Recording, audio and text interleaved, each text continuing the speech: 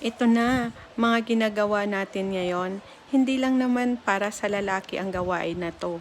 Kailangan sa isang bahay, mayroon ding toolbox na kahit tayong mga babae, kaya nating gawin ang mga minor na mga repair sa ating bahay. Gaya nito, kailangan nating i-tight yung mga nut ng mga upuan. Hindi na natin kailangang antayin na dumating yung mga asawa natin. Paano kung nasa abroad? Sino yung gagawa niyan, 'di ba? Kailangan tayong mga babae, multitasking tayo sa lahat ng bagay sa loob ng ating pamamahay. Lalo na, ang sinasabi nga nila, yung babae, mabubuhay kahit wala yung mga lalaki.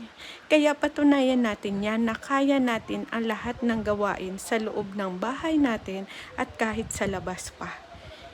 'Di ba? Hindi nila tayo pwedeng anderin lang at kakayanin natin ang lahat ng